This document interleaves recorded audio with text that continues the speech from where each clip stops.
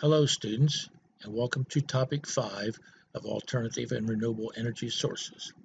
This topic we will be covering solar photovoltaic systems and components. This topic's lecture is broken into 2 parts. In each part we will do an activity. The activity is recorded and you are to work the activity along with the recording. The main purpose of the charge controller is to prevent the batteries from being overcharged. They also have the function of keeping the batteries from being over-discharged. The controller also regulates the rate at which the battery is charged or discharged. This is an example of the operation of a charge controller at a low state of charge. The charge controller allows a large quantity of current to charge the battery. As the battery gets closer to a high state of charge, the charge controller reduces the current going to the battery. This slide gives us a pictorial of a battery in a high state of charge lighting a bulb. It also shows a battery in a low state of charge being disconnected from the bulb. Charge controllers have a maximum input voltage and current ratings which are specified by the manufacturer.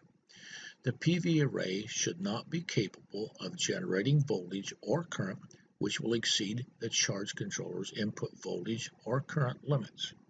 The charge controller's continuous rating input current must be at least 125% of the PV short circuit output current.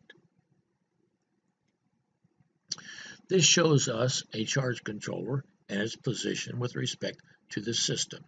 The modules are connected to the combiner box, and the combiner box is connected to the charge controller. The charge controller is connected to the batteries to control the charge and discharge of the batteries. Here we see 4 types of controllers. Controllers are required on standalone or off-grid systems and grid-connected systems with battery backup. If there is a battery in a system, the system requires a charge controller. We will look at 4 types of charge controllers: shunt controller, single-stage series controller, diversion controller, and pulse width modulation controllers.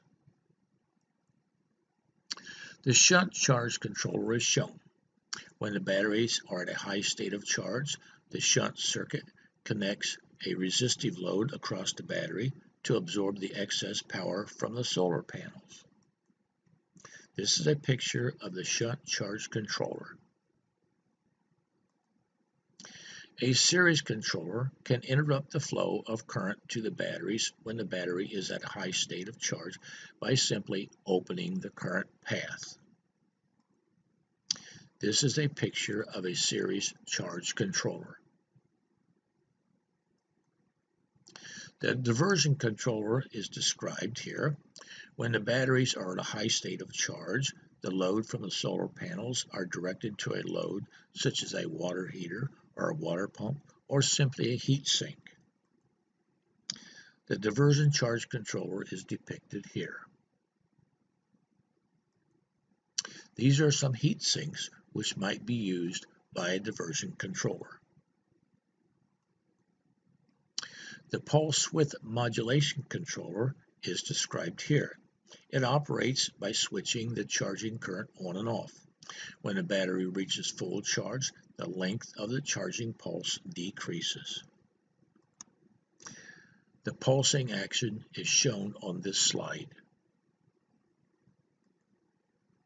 More than one array and charge controller can be used to charge a single battery bank as depicted. A single array can activate 2 charge controllers connected to 2 different battery banks. Charge controllers and inverters can have a feature known as maximum power point tracking. As the sun intensity varies, the power curve varies, and the point on the curve at which the array operates at a maximum power changes. The maximum power point tracking feature allows the array to operate at the voltage which will be at its maximum power point.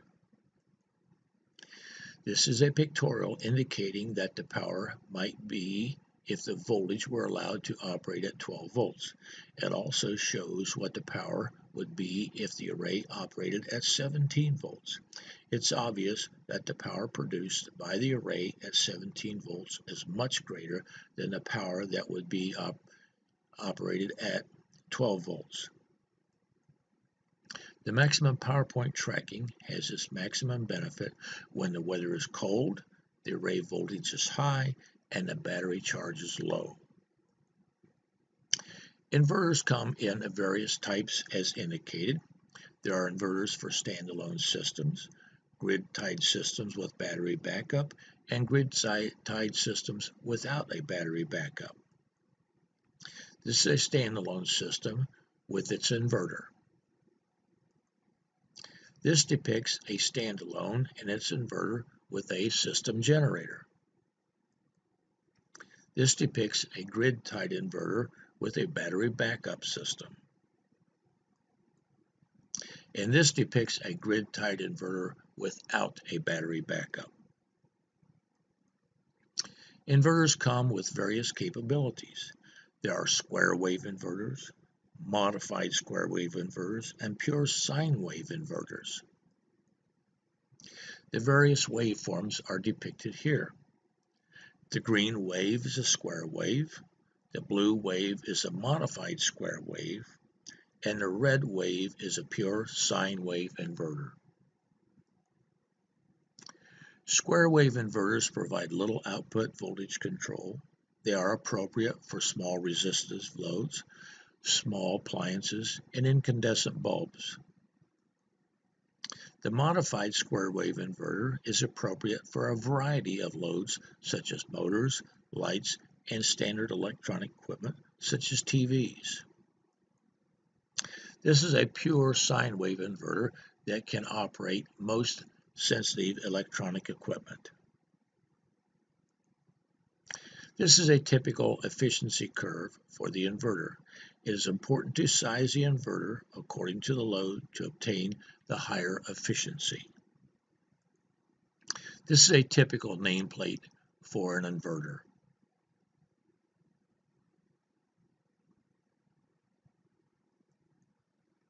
If there are any questions, please post them on the eLearn Help discussion.